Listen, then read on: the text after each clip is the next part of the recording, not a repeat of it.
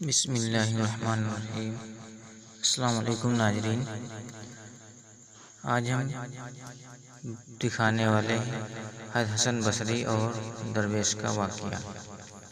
سیدنا حسن بصری رحمۃ اللہ علیہ فرماتے ہیں، میں ایک متقی اور پرہیزگار شخص کے نماز جنازے میں شریک ہوا۔ اسے بصرہ کے قبرستان میں دفن کیا گیا۔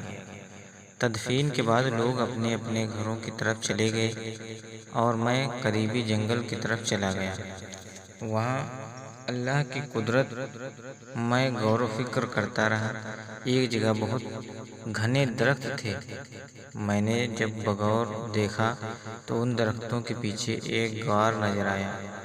میں نے اپنے دل میں کہا، شاید یہ غار ڈاکوؤں اور لٹیروں کا آواس ہو۔ جب میں اس غار کے قریب پہنچا تو دیکھا وہاں ایک نورانی چہرے والا حسین و جمیل نوجوان اون کا جبہ پہنے بڑے خضوع کے ساتھ نماز پڑھ رہا تھا۔ سیدنا حسن بصری رحمۃ اللہ علیہ فرماتے ہیں، میں اس کے قریب جا کر بیٹھ گیا۔ اس نوجوان نے رکوع اور سجود کے بعد سلام پھیرا اور میری جانب متوجہ ہو کر اس نے سلام کا جواب دیا۔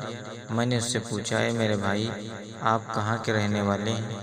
اس نے کہا، میں ملک شام کا رہائشی ہوں۔ میں نے پوچھا، آپ شام سے بصرہ کس مقصد کے لیے آئے ہیں؟ اس نے جواب دیا، میں نے سنا تھا کہ بصرہ اور اس کے قریبی علاقوں میں آپ دینوں، مجاہدین اور باعمل علماء کرام بہت زیادہ ہیں۔ اس لیے میں شام سے بصرہ چلا آیا تاکہ میں ان اللہ کے نیک بندوں سے ملاقات کر سکوں اور ان سے علم حاصل کر سکوں۔ سیدنا حسن بصری رحمۃ اللہ علیہ فرماتے ہیں، میں نے اس سے پوچھا، اے بندے خدا، تمہارے کھانے پینے کا انتظام کس طرح سے ہوتا ہے؟ یہاں جنگل میں تمہیں کھانا کیسے ملتا ہے؟ اس نے جواب دیا، جب بھوک لگتی ہے تو درختوں کے پتے کھا لیتا ہوں، اور جب پیاس محسوس ہوتی ہے تو جنگل میں موجود تالابوں سے پانی پی لیتا ہوں۔ میں نے کہا، اے نوجوان، میری خواہش ہے کہ میں تمہیں عمدہ آٹے کی 2 روٹیاں پیش کر دیا کروں تاکہ تم اسے کھا کر عبادت کر قوت حاصل کر سکو۔ تو وہ نوجوان کہنے لگا، ایسی باتیں چھوڑو، میں نے کئی سالوں سے کھانا نہیں کھایا ہے، پتے کھا کر ہی گزار رہا ہوں۔ سیدنا حسن بصری رحمۃ اللہ علیہ فرماتے ہیں، میں نے کہا، اے میرے بھائی، اگر تم ہمارے کھانے کو قبول کر لو گے تو ہماری خوش قسمتی ہوگی، تو ہماری طرف سے کچھ نہ کچھ قبول کر لو تاکہ ہمیں برکت حاصل ہو۔ وہ نوجوان بولا، اچھا، اگر تم چاہتے ہو تو جاؤ، بغیر چھانے آٹے کی 2 روٹیاں لے آؤ اور سالن کی جگہ نمک لانا۔ حضرت سید حسن بصری رحمۃ اللہ علیہ فرماتے ہیں، پھر میں اس نوجوان کے پاس چلا آیا اور بغیر چھانے آٹے کی 2 روٹیاں پکوائی، اس پر نمک رکھا اور واپس اسی جنگل کی طرف چل دیا۔ سیدنا حسن بصری رحمۃ اللہ علیہ فرماتے ہیں، جب میں غار کے قریب پہنچا تو وہاں کا منظر دیکھ کر میں بہت حیران ہوا۔ میں نے دیکھا کہ خونخوار شیر غار کے دہانے پر بیٹھا ہوا ہے۔ میں نے دل میں کہا، ایسا نہ ہو کہ اس خونخوار درندے نے اس نوجوان کو مار ڈالا ہو۔ میں بہت پریشان ہو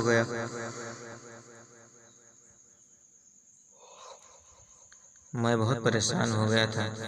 پھر میں ایک اونچی جگہ پر چڑھا جہاں سے غار کا اندرونی حصہ نظر آ رہا تھا۔ سیدنا حسن بصری رحمۃ اللہ علیہ فرماتے ہیں، مجھے یہ دیکھ کر بڑی خوشی ہوئی کہ الحمدللہ وہ نوجوان صحیح سلامت اور اپنے رب کی بارگاہ میں سجدہ کر رہا ہے۔ میں نے بلند آواز سے اسے پکارا، اے میرے بھائی، تجھے کیا ہو گیا ہے کہ تو اپنے آس پاس کے حالات سے بے خبر ہے؟ شاید عبادت الہی میں اتنا ڈوب جانے کی وجہ سے تجھے باہر کے حالات کی خبر نہیں۔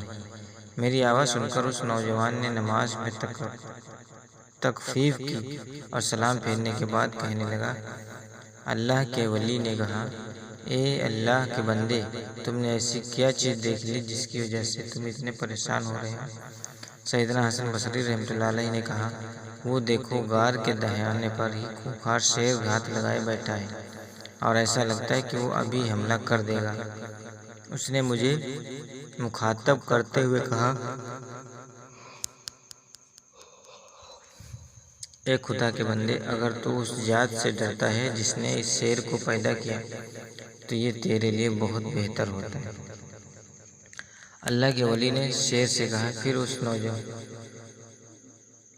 اس نوجوان نے شیر کی طرف توجہ کی اور کہا، اے درندے، بے شک تو اللہ کے کتوں میں سے ایک کتا ہے۔ اگر تجھے بارگاہ خداوندی سے حکم ملا ہے کہ تو مجھے کوئی نقصان پہنچائے، پھر میں تجھے روکنے کی قدرت نہیں رکھتا، اور اگر تجھے اللہ رب العزت کی طرف سے حکم نہیں ملا تو پھر تیرا کوئی خوف نہیں ہے۔ پھر تیری بہتری اسی میں ہے کہ تو یہاں سے چلا جا۔ تو بنا وجہ میری اور میرے بھائی کی ملاقات میں دیوار بن رہا ہے۔ ابھی اس نیک دل نوجوان نے اپنی بات مکمل بھی نہ کی تھی کہ وہ شیر دہاڑنے لگا اور دم ہلاتا ہوا وہاں سے بھاگا، جیسے اسے اپنا کوئی شکار نظر آ گیا ہو۔ حسن بصری رحمۃ اللہ علیہ فرماتے ہیں، جب شیر وہاں سے چلا گیا تو میں اس نوجوان کے پاس آیا اور یہ کہتے ہوئے دونوں روٹیاں اس کے سامنے رکھ دی کہ اے میرے دوست، جس چیز کی تو نے طلب کی تھی وہ حاضر ہے۔ اس نے روٹیاں لی اور انہیں حسرت بھری نگاہوں سے دیکھنے لگا۔ پھر وہ رونے لگا۔ روتے روتے اسے ہچکیاں آنے لگیں۔ پھر اس نے روٹیاں نیچے رکھ دی اور آسمان کی طرف دیکھتے ہوئے کہنے لگا، اے میرے پاک پروردگار، میں تجھے تیرے عرش عظیم کا واسطہ دے کر التجا کرتا ہوں کہ اگر تیری بارگاہ میں میرا کچھ مرتبہ مقام ہے اور میں تیری بارگاہ میں مردود نہیں بلکہ مقبول ہوں، تو میرے اللہ مجھے اپنے قرب خاص میں بلا لے اور میری روح قبض فرما لے۔ حضرت سیدنا حسن بصری رحمۃ اللہ علیہ فرماتے ہیں، ابھی اس نوجوان نے یہ دعا مکمل ہی کی تھی کہ فوراً اس کی بے قرار روح اس دنیاوی قید سے آزاد ہو کر اللہ رب العزت کی بارگاہ میں پرواز کر گئی۔ میں واپس اپنے علاقے میں آیا، چند متقی اور پرہیزگار لوگوں کو جمع کیا تاکہ ہم اس نوجوان کی تکفین کر سکوں۔ میں اپنے ساتھیوں کو لے کر غار کی طرف چل دیا۔ جب ہم وہاں پہنچے تو دیکھا کہ غار میں تو کوئی بھی موجود نہیں۔ جس خوش نصیب نوجوان کی لاش کو میں ابھی یہاں چھوڑ کر گیا تھا، اب وہاں اس کا نام و نشان بھی نہیں تھا۔ سیدنا حسن بصری رحمۃ اللہ علیہ فرماتے ہیں، میں بہت حیران پریشان تھا کہ آخر اچانک اس کی لاش کہاں غائب ہو گئی۔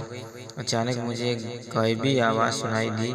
کوئی کہنے والا کہہ رہا تھا، اے ابو سعید، یہ حضرت سید حسن بصری رحمۃ اللہ علیہ کی کنیت تھی۔ آپ نے ساتھیوں سے کہو کہ واپس چلے جائیں، اب اس نوجوان کا جسم کبھی نہیں ملے گا کیونکہ اس کے جسم کو یہاں سے اٹھا لیا گیا ہے۔ میرے عزیز دوستو، اللہ تعالیٰ فرماتا ہے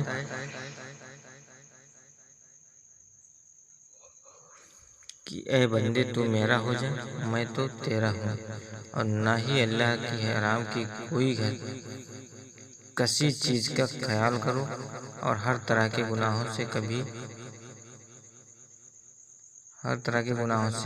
بھی بچو۔ جو شخص گناہ کرے اور اپنے رب سے معافی نہ مانگے، وہ اس کی سزا پا کر ہی رہے گا۔